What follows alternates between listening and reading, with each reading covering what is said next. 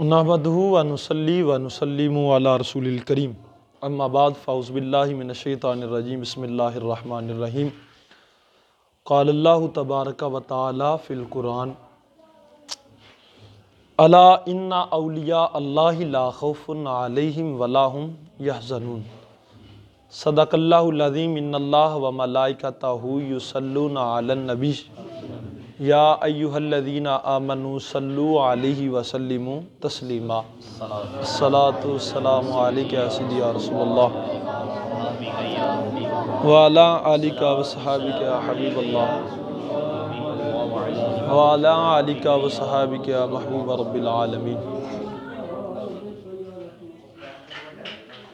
اللہ رب العزت کی حمد و ثنا کے بعد نبی کریم صلی اللہ علیہ وآلہ وسلم کی پاک بارگاہ میں درود و سلام کا نذرانہ عقیدت پیش کرنے کے بعد نہایت واجب الاحترام عزیز سامعین کرام، ساڈے عزت دے لائق قاری صاحب اور جناب ملک ظاہر صاحب جنہوں نے اپنے کار دے اندر محفل میلاد مصطفیٰ صلی اللہ علیہ وسلم دا انعقاد کیتا۔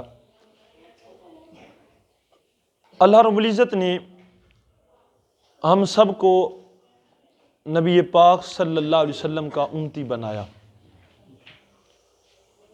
وہ ہمارے آقا ہیں کہ جن پر ہم درود و سلام پڑھیں تو اللہ رب العزت پھر ہمیں کیا کا انعام عطا فرماتا ہے، سماعت فرمائیں۔ میرے نبی پاک صلی اللہ علیہ وسلم کی حدیث مبارک حضرت انس رضی اللہ تعالی عنہ آپ راوی ہیں۔ آپ فرماتے ہیں کہ حضور علیہ السلام نے ارشاد فرمایا کہ جو بندہ مجھ پر ایک مرتبہ درود و سلام پڑھتا ہے اللہ تعالیٰ اس بندے پر 10 رحمت نازل فرماتا ہے۔ سبحان اللہ۔ کتنی؟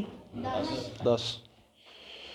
پھر میرے آقا کریم علیہ السلام نے اپنا کلام جوڑا، پھر فرمایا، میرے آقا نے فرمایا پھر جو بندہ مجھ پر 10 مرتبہ روزانہ پڑھتا ہے فرمایا اللہ تعالیٰ اس بندے پر 100 رحمتیں نازل فرماتا ہے۔ کتنی رحمتیں؟ 100۔ پھر میرے نبی پاک صلی اللہ علیہ وسلم نے پھر اپنا کلام جوڑا، پھر فرمایا، میرے آقا نے فرمایا پھر جو بندہ مجھ پر 100 دفعہ درود و سلام روز پڑھتا ہے میرے آقا نے فرمایا اللہ تعالیٰ اس بندے کی دونوں آنکھوں کے درمیان اس کی پیشانی پر لکھ دیتا ہے یہ بندہ منافقت سے بھی آزاد ہے اور یہ جہنم سے بھی آزاد ہے۔ جو بندہ نبی پاک صلی اللہ علیہ وسلم کی ذات پر ہر روز 100 مرتبہ آقا پر درود و سلام پڑھتا ہے میرے آقا نے فرمایا اللہ اس بندے کو دوزخ سے بھی آزاد فرما دیتا ہے اور منافقت سے بھی آزاد فرما دیتا ہے، بلکہ اس کی پیشانی پر لکھ دیتا ہے کہ یہ جہنم سے بھی آزاد ہے اور یہ منافقوں سے بھی آزاد ہے۔ پھر میرے آقا کریم علیہ السلام نے پھر اپنا کلام جوڑا، پھر فرمایا، میرے آقا نے فرمایا پھر جو بندہ اسی طرح ہر روز مجھ پر 100 دفعہ پڑھتا رہا، کثرت کرتا رہا، ہر روز یہ اس کا معمول بن چکا تھا کہ ہر روز وہ مجھ پر پڑھتا رہا یہاں تک کہ اس کی موت آ گئی، اس کی روح نکل گئی، میرے آقا نے فرمایا کل قیامت والے دن جو بندہ ایسا ہوگا مجھ پر درود و سلام پڑھنے والا ہوگا، ہر روز 100 دفعہ پڑھنے والا ہوگا، فرمایا کل قیامت کا دن ہوگا وہ بندہ کسی عام کے ساتھ نہیں اٹھایا جائے گا بلکہ وہ شہیدوں کے ساتھ اٹھایا جائے گا۔ کن کے ساتھ اٹھایا جائے گا؟ پھر سب شہیدوں کے سردار حضرت امام حسین رضی اللہ تعالیٰ عنہ ہے۔ میرے نبی پاک صلی اللہ علیہ وسلم کا فرمان یہ بتاتا ہے کہ جو بندہ مجھ پر ہر روز 100 دفعہ درود و سلام پڑھنے والا ہے وہ کل قیامت والے دن شہیدوں کے ساتھ اٹھایا جائے گا، اور شہیدوں کے سردار کون ہے؟ تو میرے آقا سے فرمان سے پتہ چلتا ہے جو میرے آقا پر درود و سلام پڑھنے والا ہے وہ کل کسی عام کے ساتھ نہیں اٹھے گا بلکہ امام حسین کے ساتھ اٹھے گا۔ جو بندہ کتنی دفعہ 100 دفعہ روز معمول بنائے، فضول ہم باتیں کرتے ہیں، کبھی کسی جگہ پر بیٹھے کبھی کسی کی غیبت کی، کسی کی چگلی کی، کسی کی کوئی بات کی، کسی سے کوئی بات کی، کسی کو گالی نکالیں یا ویسے بھی فضول باتیں کرتے رہتے ہیں۔ اگر ہم وہی وقت اپنے نبی پاک صلی اللہ علیہ وسلم کی ذات پر درود و سلام پڑھنے پر گزاریں گے اللہ کی رحمتیں بھی نازل ہوں گی۔ جب مریں گے اللہ مرنے سے پہلے پیشانی پہ لکھ بھی دے گا کہ جہنم سے آزاد ہے، منافقوں سے بھی آزاد ہے، پھر کل قیامت کا دن ہوگا، اللہ پھر حضرت امام حسین کے ساتھ اٹھائے گا۔ ہو میرے آقا پر درود و سلام پڑھنے والا۔ یہ محفل میلاد بھائی زاہد ملک زاہد صاحب آپ بھی بتا رہے تھے، میں اپنے نبی پاک صلی اللہ علیہ وسلم کی حدیث مبارک آپ کے سامنے رکھتا ہوں، ابن ماجہ۔ نبی پاک صلی اللہ علیہ وسلم کے غلاموں، ایک دن میرے آقا کریم علیہ السلام اپنے حجرہ مبارک میں تھے، تو کچھ صحابہ مسجد نبوی میں بیٹھ کر محفل میلاد ہی سجا کر بیٹھے تھے، محفل میلاد سجا کر بیٹھے تھے، سرکار علیہ السلام کی آمد کا تذکرہ کر رہے تھے، رب کی حمد و ثنا پیش کر رہے تھے کہ مالک تیرا شکر ہے کہ تم نے ہم سب کو ایسا نبی عطا فرمایا، ایسا نبی ہم کو عطا فرمایا، تیرا مالک شکر ہے کہ سمجھ لیں۔ اسی طرح وہ باتیں کر رہے ہیں آپس میں، یہ سرکار علیہ السلام کا میلاد سجا کے بیٹھے ہیں۔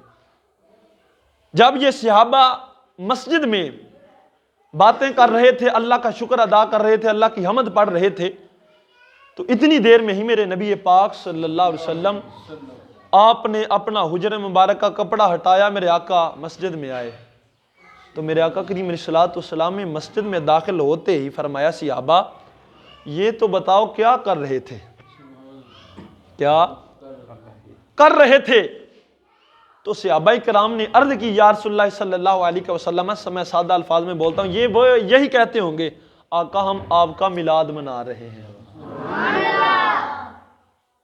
اے نبی پاک صلی اللہ علیہ وسلم عرض کرتے ہیں صحابہ کہ نبی پاک صلی اللہ علیہ وسلم سے کہتے ہیں کہ یا رسول اللہ صلی اللہ علیہ وسلم، ہم آپ کا میلاد منا رہے ہیں کہ اللہ کا شکر ادا کر رہے ہیں کہ اس مالک نے ہم سب کو آپ جیسا نبی عطا فرمایا۔ تو جب یہ بات میرے نبی پاک صلی اللہ علیہ وسلم نے سنی تو میرے آقا نے فرمایا، صحابہ قسم اٹھاؤ کیا یہی کر رہے ہو؟ تو صحابہ نے قسم اٹھائی، تو پھر حیرانی سے عرض کرنے لگے، یا رسول اللہ صلی اللہ علیہ وسلم، آقا جب بھی ہم آپ سے کوئی بات کہتے تو آپ فوراً مان لیتے ہیں، لیکن آج اس کی کیا وجہ ہے کہ آپ ہم سے قسم لے رہے ہیں؟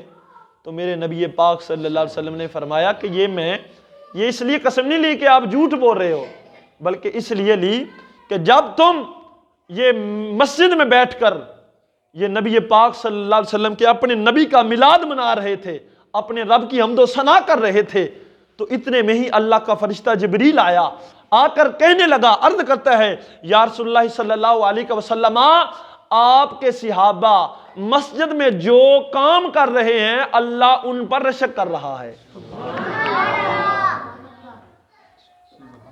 اللہ ان لوگوں پر رشک کر رہا ہے۔ کیا وجہ ہے؟ تو میرے آقا کریم علیہ السلام نے فرمایا کہ اللہ یہی وجہ تھی کہ تم میرا میلاد منا رہے تھے تو اللہ آپ پر رشک کر رہا تھا، اللہ اپنے فرشتوں میں تمہارا ذکر کر رہا تھا، یہی وجہ تھی۔ جو بندہ میلاد مناتا ہے، اللہ رب العزت اس بندے کی ذات پر رشک کرتی ہے۔ حضرت امام حسن بصری رحمۃ اللہ علیہ، آپ سے کسی نے پوچھا، جناب والا بتائیں میلاد پہ خرچ کریں یا نہ کریں، میلاد پر خرچ کریں یا نہ کریں؟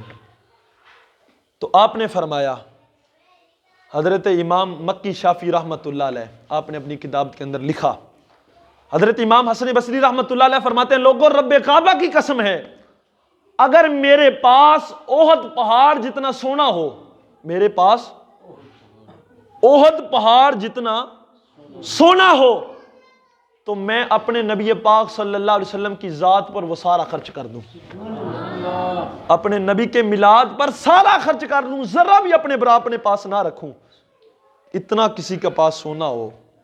آپ نے فرمایا کہ اگر میرے پاس اتنا بھی سونا ہو تو میں اپنے نبی پاک صلی اللہ علیہ وسلم کی ذات پر خرچ کر دوں۔ یہ آپ کا قول ہے۔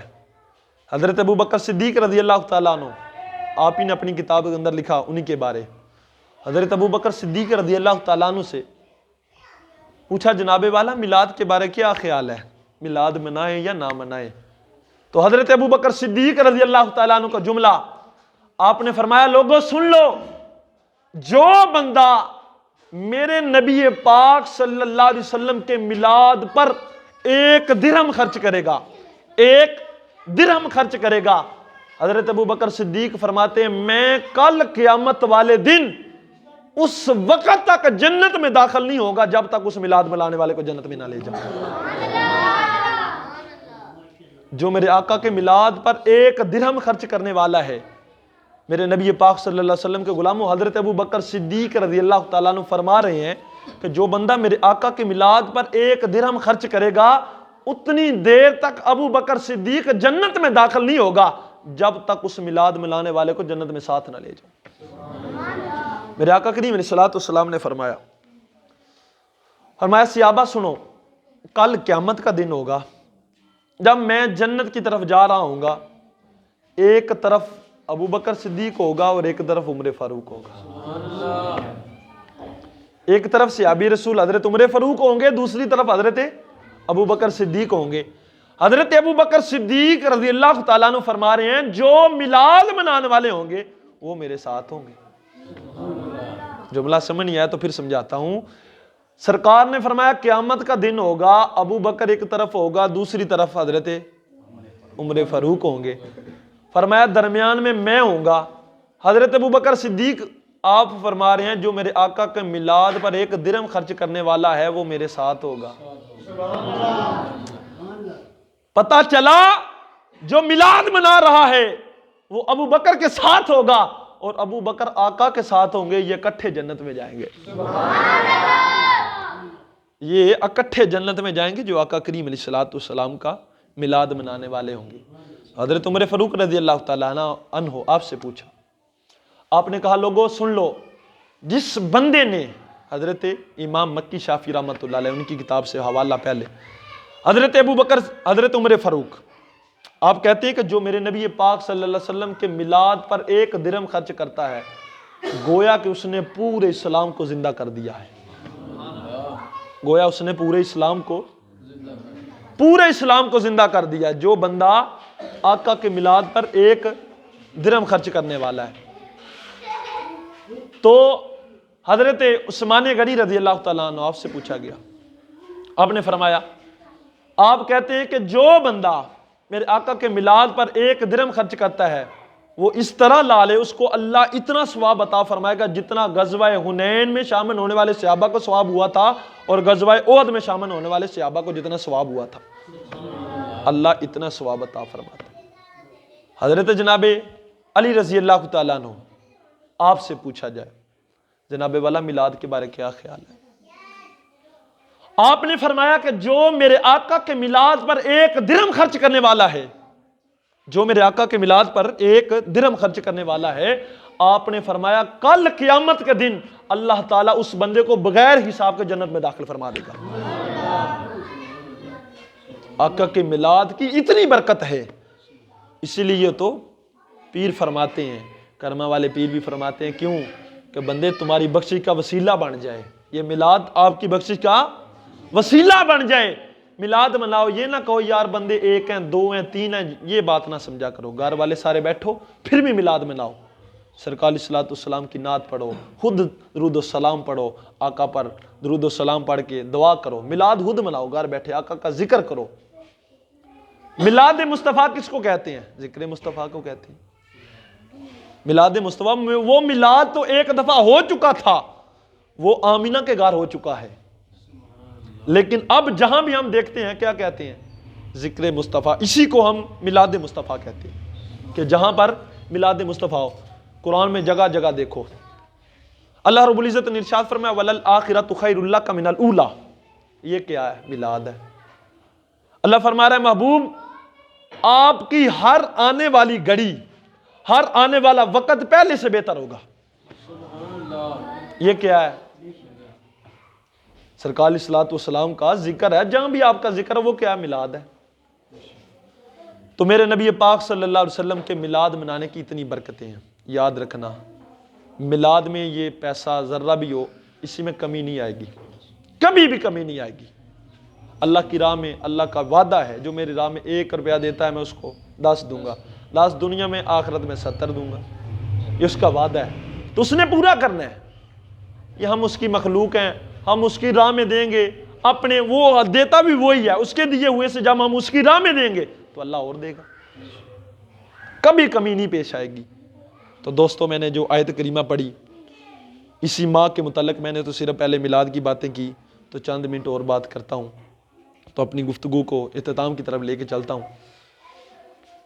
یہ ماہ ربیع الثانی حضرت شیخ عبد القادر جیلانی رحمۃ اللہ علیہ المعروف غوث اعظم،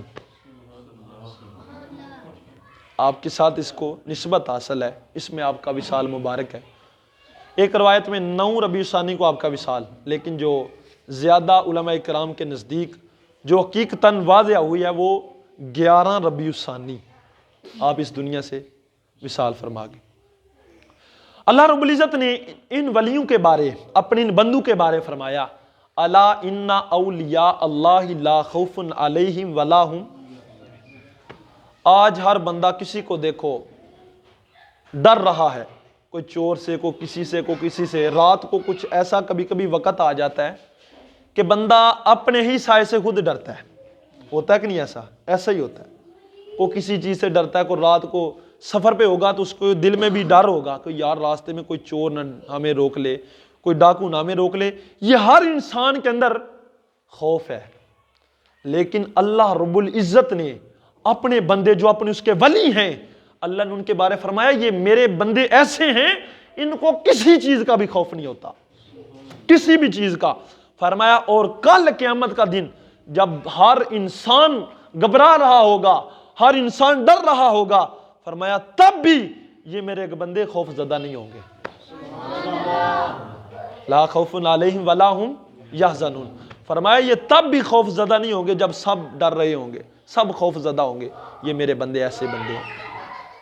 تو دوستو حضرت غوث اعظم حضرت عبد القادر جیلانی رحمۃ اللہ علیہ، آپ کی ولادت سے پہلے آپ کے باپ کا آپ نے قصہ تو سنا، ایک سیب کھایا، آپ کے باپ کا نام حضرت ابو صالح موسیٰ جنگی دوست، سیب کھایا، اس کی بھوک لگی تھی، آپ چل رہے تھے تو ایک کھال تھی اس سے پانی آ رہا تھا، ایک سیب بھی آیا، کھایا۔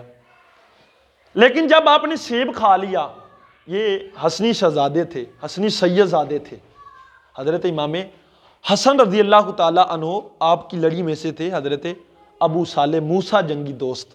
موسیٰ جنگی دوست آپ کا نام تھا لیکن لقب ابو صالح تھا۔ آپ نا جب سیب کھا لیا تو ذہن میں خیال آیا یار میں نے جس کا سیب کھایا ہے، یہ اللہ والوں کی باتیں دل میں رکھا کرو، اس پر عمل کیا کرو کہ دیکھو انہوں نے اپنی زندگی کیسے گزاری، باتیں سن کر، ان کی کرامات سن کر، دیکھ کر۔ تو پھر ان کا ماننا یہ نہیں ہوتا، جو انہوں نے عمل کیا دنیا میں، جو کام کیے اس کو اپنانا چاہیے۔ آپ نے جب سیب کھایا نا، باپ تھے حضرت عبد القادر جیلانی کے، ابھی شادی نہیں ہوئی، ذہن میں خیال آیا یار جس کا میں نے سیب کھایا اسے تو پوچھا نہیں، اسے پوچھا نہیں۔ آج ہم جس کا مرضی اس کے ہاتھ سے چھین کر بھی کھا جائیں، جس کا مال ملے کھا جاتے ہیں، کبھی پوچھا تک نہیں کس کا، کہاں سے ہے کہاں سے نہیں ہے، کبھی نہیں پوچھا، کھا جاتے ہیں۔ ہمارا یہ حال ہے ہم سب کا، اللہ ہم سب کی سے محفوظ فرمائے، اللہ ماشاء اللہ۔ آپ نے سیب کھایا تو ذہن میں خیال آیا یار جس کا میں نے سیب کھایا اسے پوچھا تو نہیں۔ اللہ اپنے حقوق تو معاف کر دیتا لیکن بندے کے جو بندے پر ہوتے ہیں وہ معاف نہیں کرتا، یہ یاد رکھو۔ بندہ جب تک اسے معاف نہ کر دے تب تک اللہ اس کے حقوق بندے کے بندے پر معاف نہیں کرتا، اپنے وہ معاف کر دیتا۔ وہ رحیم ہے، کریم ہے، عظیم ہے، وہ رحمان ہے، وہ ایسا کریم ہے، وہ اپنے حقوق تو معاف کر دیتا لیکن بندے کے بندے سے نہیں ہوتے۔ آپ نے سیب کھایا، خیال آیا، آپ جنگل کی طرف گئے، وہاں سے پوچھا، پتہ چلا کہ یہ فلاں فلاں کا ہے، تو وہ بھی حسینی سیدزادہ تھا۔ جب انہوں نے دیکھا تو نبوت کو نبوت کی خوشبو، ولایت کو ولایت کی خوشبو آ جاتی ہے، تو انہوں نے سوچا، انہوں نے کہا یار یہ جو ایک سیب کھا کر رب پوچھنے آ گیا یہ کوئی عام نہیں لگتا۔ ایک سیب کھایا، کوئی بھی کھا، یار آج سانو رات کسی نے ملے، کسی نے پوچھا کدے کھا گئے، کدے نہیں کسی نے پوچھے۔ تو آپ نے جب سیب کے بارے میں انہوں نے کہا تو روایت میں آپ کے بارے میں لکھا جاتا ہے کہ انہوں نے کہا کہ اس کی سزا یہ ہے کہ 12 سال یہاں کام کرو۔ کتنا؟ 12 سال۔ اس باغ کی گوڈی کرو 12 سال، اس کی راکھی رکھو، اس کی رکھوالی رکھو۔ جب 12 سال انہوں نے سنا تو پھر کہا کہ یار چلو سیب کھایا ہے، انہوں نے اتنی سزا دی ہے، تو کہنے لگے کہ 12 سال میں ادھر کام کروں گا پھر تو معافی مل جائے گی۔ انہوں نے کہا مل جائے گی، انہوں نے کہا مل جائے گی۔ کھانے کے بعد 12 سال گزر گئے رکھوالی رکھتے ہوئے، جب وقت ہوا ختم ہوا، 12 سال گزرے پھر گئے، کہنے لگے حضور اب تو اتنے سال میں نے رہا یہاں پر آپ کی رکھوالی کی ہے، اب میرا وقت پورا ہو چکا ہے، اب معافی مل جانی چاہیے۔ کہنے لگے ابھی بھی معافی نہیں ملے گی۔ کیوں؟ کہنے لگے میری ایک بیٹی ہے جو آنکھوں سے نہ بینی ہے، کانوں سے بولی ہے، زبان سے گونگی ہے، پاؤں سے معذور ہے، ہاتھوں سے معذور ہے، چل نہیں سکتی۔ یہ نہیں کہا چل نہیں، یہ صرف کہا معذور ہے، ہر چیزیں بعد صاحب نے واضح بتائی۔ تو ایک دفعہ سوچ آئی کہ یار میں اتنا حسین جوان جس کے ساتھ میں شادی کرنے لگا ہوں، آج بھی جب رشتے جاتے ہیں تو ذرا سے بھی نقص ہو نا تو لڑکی والوں سے کہیں پوچھتے ہیں یہ بھی ہے، پڑھی ہے نہیں پڑھی، کتنے سوال ہوتے ہیں۔ تو پھر بھی پتہ نہیں جے اللہ نے اگر وہ جوڑی رلائی ہو تو پھر وہ ہو جاتا ہے۔ لیکن جب انہوں نے سنا تو کہنے لگے اگر میں ان کے ساتھ شادی کر لوں گا پھر تو معاف کر دو گے؟ انہوں نے کہا معاف کر دوں گا۔ شادی کر دی۔ جب شادی ہوئی اپنے کمرے میں گئے تو دیکھا نکاح ہو گیا، دیکھا تو جب انہوں نے دیکھا ہاتھ بھی ٹھیک تھے، پاؤں بھی ٹھیک تھے، آنکھوں سے دیکھ بھی سکتی تھی، کانوں سے سن بھی سکتی تھی، بول بھی سکتی تھی۔ جب انہوں نے سلام پیش کیا جواب مل گیا، دیکھا دیکھ لیا۔ جب انہوں نے دیکھا حسین خوبصورت تو جلدی سے باہر آ گئی، یہ کہیں اور تو نہیں آ گئی کہ آگے ایک مجھ سے سزا نہیں اتنی دیر سے بھوتی جا رہی، اب یہ ایک اور سزا نہ مل جائے۔ جلدی سے باہر آیا کہ پوچھنے لگے حضور آپ نے تو کہا تھا وہ آنکھوں سے ایسی ہیں، کانوں سے ایسی ہیں، پاؤں سے معذور ہے، آپ تو کہتے تھے وہ معذور ہے، میں نے تو جب دیکھا وہ ایسے لگتی ہے جیسے کہ حور ہے۔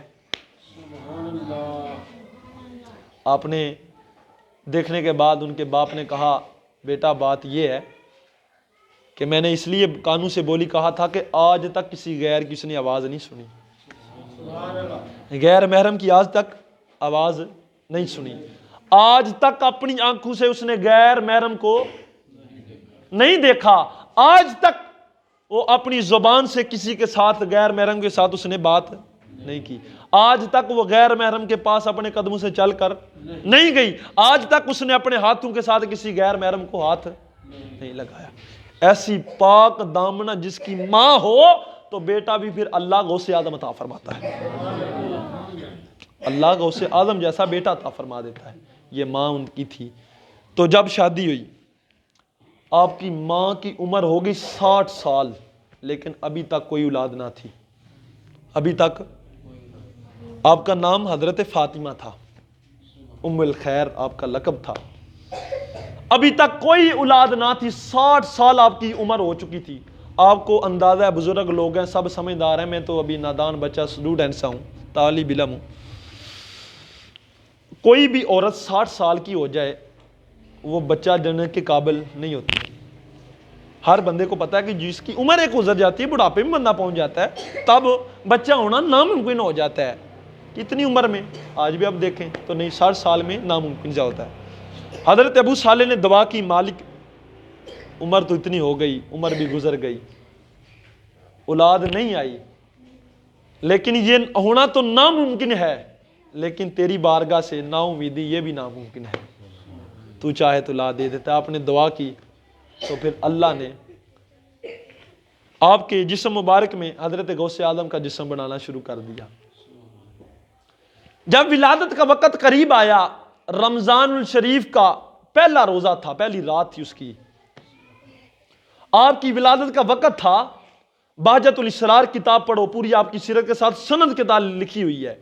حضرت ابو صالح موسیٰ جنگی دوست رحمۃ اللہ علیہ، آپ رات کو سوئے، جب رات کو زاری آنکھیں بند ہوئی، دل کی آنکھیں کھلی، میرے نبی پاک صلی اللہ علیہ وسلم تشریف لے آئے۔ میرے آقا آئے تو آ کر میرے امام الانبیاء نے فرمایا ابو صالح سن لے، تیرے گھر میں ایک ایسا بچہ پیدا ہونے والا ہے کہ جو تمام ولیوں کا سردار ہوگا۔ فرمایا ابو صالح سن لے، جس طرح میں تمام نبیوں میں افضل ہوں نا، تمام نبیوں میں اعلیٰ ہوں، اسی طرح تیرا بیٹا اس کا نام عبد القادر ہوگا۔ فرمایا اسی طرح وہ تمام ولیوں سے اعلیٰ ہوگا۔ تمام ولیوں سے اعلیٰ میں حضرت غوث اعظم کی ولادت پر امام الانبیاء خود جلوہ گر ہوئے، خود آ کر بشارت دی، آپ کے باپ کو کہا کہ اے ابو صالح سن لے، تیرے گھر ایک بیٹا آنے والا ہے، ادھر سے حسنی ہے ادھر سے حسینی ہے، حسنی حسینی سید زادہ آ رہا ہے۔ نعرہ تکبیر! تم سب دوستوں سے میری آواز زیادہ ہے، اگر تھوڑی سی آواز نکالو گے تو یقیناً جو ہے نا آواز زیادہ ہوگی آپ کی۔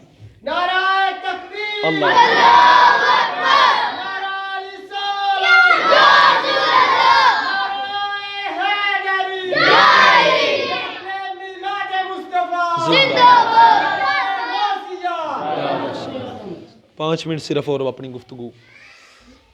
تو حضرت جناب ابو صالح آپ کو نا اللہ رب العزت کے محبوب میرے اور آپ کے نبی، آپ نے اپنا دیدار فرمایا، دیدار کرانے کے بعد بتایا کہ آپ کے گھر ایک ایسا لڑکا آنے والا ہے، ایسا بیٹا آنے والا ہے جو تمام ولیوں کا سردار ہوگا۔ جب حضرت غوث اعظم کی ولادت ہوئی، اللہ رب العزت نے اسی رات اعلان پھر فرمایا، فرمایا فرشتے وہ جن کی ڈیوٹی ہے ماں کے پیٹوں کے اندر جنہوں نے بنانا ہوتا ہے بچے کو، اس میں روح ڈالنی ہوتی ہے، اس کی شکل بنانی ہوتی ہے، جن فرشتوں کی ڈیوٹی ہے، اللہ رب العزت نے ارشاد فرمایا آج دنیا میں آج بھی میرا برگزیدہ بندہ آنے والا ہے، آج میرا دنیا میں بندہ آنے والا ہے، وہ ایسا بچہ پیدا ہونے والا ہے تمام ولیوں کا سردار ہوگا۔ فرمایا اس کی ولادت کی خوشی یہ ہے، آج بھی کسی ماں کے گھر بیٹی پیدا نہیں ہونی چاہیے، ہر گھر کے گھر میں بیٹا پیدا ہونا چاہیے۔ ایک وقت تب بھی تھا جب میرے آقا کی ولادت کا وقت تھا، تب بھی اللہ نے ماؤں کو بیٹے عطا فرمائے۔ آج جب ولیوں کا امام آنے والا ہے تو آج بھی اللہ نے ہر گھر میں بیٹے عطا فرمائے۔ بہجت الاسرار میں آتا ہے، علامہ صاحب لکھتے ہیں، آپ کہتے ہیں پھر اس رات اس دن میں اللہ رب العزت نے 1100 بیٹے پیدا فرمائے۔ کتنے؟ 1100 ماؤں کو اللہ رب العزت نے 1100 ماؤں کو اولادیں دی، سب کے گھر میں اللہ نے بیٹا پیدا فرمایا۔ اور آپ فرماتے ہیں وہ 1100 کے 1100 جو 1100 اللہ نے بیٹے پیدا فرمائے تھے وہ سب اللہ کے ولی بن چکے تھے۔ حضرت غوث اعظم کی یہ برکت ہے، آپ کے آنے کی یہ برکت ہے کہ اللہ نے 1100 ماؤں کو بیٹے عطا فرمائے اور وہ پھر 1100 کے 1100 سب اللہ کے ولی بن گئے۔ یہ آپ کی برکت ہے، یہ آپ کی عظمت ہے، آپ کے آنے کی یہ خوشی ہے۔ ایک دفعہ رال کے ذرا کہہ لیں، بغداد دے لاڑے دی عظمت سبحان اللہ، بغداد دے لاڑے دی عظمت سبحان اللہ، بغداد دے لاڑے دی لاج دی آمد تے آئے خود آپ رسول اللہ، جدی آمد آئے خود آپ رسول اللہ، بغداد دے عظمت سبحان اللہ، بغداد دے لاڑے دی عظمت سبحان اللہ، جدی آمد تے آئے خود آپ رسول اللہ۔ حضرت غوث اعظم کی یہ شان ہے کہ آپ کی ولادت پر میرے آقا آئے۔ پھر آپ کی شان یہ ہے کہ آپ کی ولادت کا وقت ہے تو اللہ رب العزت نے 1100 ماؤں کو بیٹیاں نہیں بلکہ بیٹے عطا فرمائے، اور وہ آپ کی برکت یہ تھی کہ اللہ رب العزت نے وہ 1100 کے 1100 سب اپنے ولی بنا لیے۔ آپ کی یہ آمد کی برکت ہے، حضرت جناب غوث اعظم کی آمد کی برکت ہے۔ پھر حضرت جناب غوث اعظم رحمہ اللہ علیہ، رمضان شریف کا پہلا روزہ ہے، ماں نے سرگی جب اپنے بیٹے کو دودھ پلایا، بیٹے نے پیا، جب پھر صبح ہوئی تو ماں نے قریب کیا لیکن دودھ نہ پیا، دودھ نہ پیا۔ دوسرا دن پھر ہوا، یہی کام ہوا، سرگی پیا تو جب صبح ہوئی پھر نہیں پیا، سارا دن نہ پیا، جب روزہ کھولنے کا وقت ہوا پھر دودھ پی لیا۔ تو وہ کہنے لگی کہ یہ بچہ, مجھے ان کے ذہن میں پہلے خیال آیا کہ شاید کوئی بیماری نہ ہو بچے کو جس وجہ سے یہ دودھ نہیں پی رہا. کہہ رہی تھی جب یہ 2-3 دن, آپ کی ماں کہتی ہے 2-3 دن گزر گئے تو میں نے دیکھا یہ اسی طرح روزے کا وقت ہوتا ہے, تو میں سمجھ گئی کہ میرا بیٹا روزے رکھ رہا ہے. غوث اعظم کون ہے؟ جو بھی بچے ہیں ماں کی کوکھ میں ہیں, ماں کی گود میں ہیں, تب بھی روزے رکھ رہے ہیں. نتی روزے گزر گئے. اب جب نتی روزے ہو جائیں نا تو رات کو ہر بندہ دیکھتا ہے چاند نکلا ہے کہ نہیں نکلا, صبح عید ہے کہ نہیں عید, ہر بندہ یہ دیکھتا ہے. تو پہلے ہی ان کی دھوم مچ چکی تھی, لوگوں کو پتہ چل چکا تھا کہ حضرت ابو صالح کے گھر ایک ایسا بیٹا پیدا ہوا ہے, ایسا بیٹا پیدا ہوا ہے کہ وہ آتے ہی روزے رکھنے اس نے شروع کر دی ہیں. تو جب آخری روزہ تھا تو انہوں نے کہا کہ رات کو چاند نظر نہ آیا, بادل تھا, ہر طرف بادل چھایا ہوا تھا, تو رات کو چاند نظر نہ آیا. تو صبح نا ہر بندہ اس کشمکش میں تھا کہ پتہ نہیں یار آج عید ہے کہ روزہ ہے, آج عید ہے کہ روزہ ہے. وہ کہنے لگے کہ وہ بچہ ان کے گھر چلتے ہیں, حضرت ابو صالح کے گھر چلتے ہیں, ان سے پتہ چل جائے گا کہ آج روزہ ہے یا نہیں ہے. وہ بچے نے اگر دودھ پی لیا تو پتہ چل جائے گا کہ آج نہیں روزہ, اگر نہ پیا تو پتہ چل جائے گا کہ آج روزہ ہے. جب صبح ہوئی آپ کے گھر گئے, حضرت جناب عبد القادر جیلانی رحمت اللہ علیہ المعروف غوث اعظم, آپ کی ماں نے ان کو دودھ پلانا چاہا لیکن آپ نے نہ پیا. تو علاقے والے کہتے ہیں ہمیں پتہ چل گیا کہ آج بھی روزہ ہی ہے, آج بھی روزہ ہی ہے. یہ آپ کی برکت تھی, آپ کی آمد کی. جب آپ 2-3 سال کے ہوئے, آخری 2 منٹ, 2-3 سال کے ہوئے, 4 سال کے ہوئے روایت میں, تو ماں نے چاہا کہ میں اپنے بیٹے کو قرآن کا حافظ بناؤں. کیا بناؤں؟ قرآن کا حافظ بناؤں. جب قاری صاحب کو اپنے گھر بلایا, قاری صاحب کو اپنے گھر بلایا, تو قاری صاحب نے نا آ کے بچے کو پڑھانے لگے, حضرت عبد القادر کو پڑھانے لگے. تو کہتے ہیں عبد القادر پڑھو اعوذ باللہ من الشیطان الرجیم. جب آپ نے ابھی قاری صاحب نے اعوذ باللہ پڑھی تو حضرت غوث اعظم نے بسم اللہ بھی خود پڑھ دیا, الحمدللہ بھی پڑھ دی, الف لام میم بھی پڑھ دی, سایہ الصفا بھی پڑھ دی, تیسرا پارا, چوتھا, پنجواں, چھواں, ستواں, آٹھواں, نواں, 10واں, حتیٰ کہ آدھا قرآن پڑھ دیا. آدھا قرآن جب پڑھ دیا تو قاری صاحب ایسے نا اپنے منہ میں انگل ڈال کر دیکھنے لگے, یار ابھی بچہ ہے, آج میں پہلے دن پڑھانے آیا ہوں, آج تک کوئی قاری اس کو نہیں پڑھا کے گیا, لیکن میں حیران ہوں. جب 15 پڑھ لیا, آدھا پڑھ لیا, تو کہنے لگے آگے بھی اور پڑھو, آگے پڑھو. بچہ کہتا ہے نہیں بس اتنا ہی. حضرت عبد القادر کہتے ہیں بس اتنا ہی. کہنے لگے بچے کیا وجہ ہے, بس اتنے کیوں؟ کہتے ہیں میری ماں آدھے قرآن کی حافظ تھی, میری ماں آدھے قرآن کی حافظ تھی. وہ جب بھی گھر میں اگر جھاڑو دیتی تھی, روٹیاں پکاتی تھی, کوئی بھی کام کرتی تھی, تو میری ماں یہ ساتھ پڑھتی رہتی تھی, پڑھتی رہتی تھی. میں نے ماں کی کوکھ میں یہ قرآن حفظ کر لیا. جب ماں ایسی ام الخیر ہو کہ ہر وقت قرآن پڑھنے والی ہو, تو بیٹا بھی تو غوث اعظم ہی ملتا ہے نا, بیٹا بھی تو غوث اعظم جیسا ہی پیدا ہوتا ہے نا. تو وہ ایسا سارا پڑھ دیا تو پتہ چلا کہ غوث اعظم یہ عبد القادر جیلانی کوئی عام بچہ نہیں ہے, کوئی عام بچہ نہیں ہے. آخری بات یہ بہت ہی میں بتانا چاہتا ہوں کہ یار کچھ کو نہ پتہ ہو. ایک دفعہ نا آپ بڑے تھے, 12 سال علم حدیث پڑھا, قرآن پڑھا. ایک دن آپ مسجد میں لیٹے تھے تو نماز کے بعد اچانک نیند آ گئی, سو گئے. علم حدیث پڑھ لیا لیکن کسی کو وعظ نہیں کرتے تھے. میرے آقا خواب میں آئے, سوئے سوئے حضرت عبد القادر کی خواب میں آئے, تو کہنے لگے اے عبد القادر اٹھو بیٹا, اٹھو, اٹھ کے لوگوں کو وعظ کرو, لوگوں کو تقریر کر کے سناؤ, آواز کرو, لوگوں کو بتاؤ, تبلیغ کرو. تو کہتے ہیں نانا جان مجھے تو تقریر آتی کوئی نہیں, مجھے تو انداز ہی نہیں آتا, میں کیسے ان لوگوں کو وعظ کروں. تو میرے نبی پاک صلی اللہ علیہ وسلم نے آپ کو سینے سے لگایا اور اپنا لعاب 7 دفعہ ان کے منہ میں ڈالا. کتنی دفعہ؟ 7 دفعہ ڈالا. جب 7 دفعہ ڈالا تو میرے آقا چلے گئے, تو تھوڑی دیر بعد نال ہی حضرت علی پاک رضی اللہ تعالیٰ عنہ آپ بھی خواب میں آ گئے. آپ نے فرمایا بیٹا اٹھو, لوگوں کو وعظ کرو, نصیحت کرو. کہنے لگا ابا حضور آگے نانا بھی آئے تھے, وہ بھی کہہ رہے تھے وعظ کرو, مجھے تو وعظ آتی کوئی نہیں. آپ نے پھر ان کو سینے سے لگایا, 6 دفعہ اپنا لعاب ان کے منہ میں ڈالا. تو عرض کرنے لگے بابا آقا نانا آئے تھے, انہوں نے 7 دفعہ ڈالا, آپ نے 6 دفعہ ڈالا, اس کی کیا وجہ ہے؟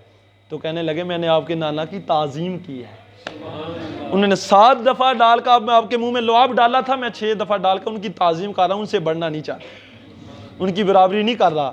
تو حضرت غوث اعظم اٹھے، پہلے 2 3 4 بندے تھے، پھر آہستہ آہستہ آہستہ آہستہ 70,000 لوگ آپ کا مجمع سنتے تھے، آپ کی بات سنتا تھا۔ پھر آپ کی آواز کا یہ عالم تھا، میرے نبی پاک صلی اللہ علیہ وسلم کے لعاب ڈالنے کی اتنی برکت تھی کہ 70,000 بندہ اگر نگاہ ڈالیں تو بہت دور تک ہوتا ہے۔ تو آج 1,000 تک بھی اگر کسی کی آواز پہنچانی ہو تو سپیکر لگانے پڑتے ہیں، لیکن غوث اعظم کا، آپ کا یہ مقام تھا، آپ کا یہ عالم تھا کہ آپ کی آواز جس طرح یہ پہلا بندہ سنتا تھا، اسی طرح آخر والا بندہ بھی سنتا تھا۔ پھر آپ کی یہ شان تھی، آپ بیٹھے بغداد میں ہوتے تھے، بغداد شریف کی مسجد میں ہوتے تھے، وہاں وعظ فرماتے تھے، لوگ وہاں بھی لکھ رہے ہوتے تھے، آپ کی تقریریں لکھتے تھے، پھر لوگ ادھر بھی لکھ رہے ہوتے تھے، ادھر آواز اس طرح سنتے تھے، وہ بغداد میں تھے، لوگ انڈیا میں بھی اسی طرح آواز سنتے تھے، ملک شام میں بھی، ملک عراق میں بھی۔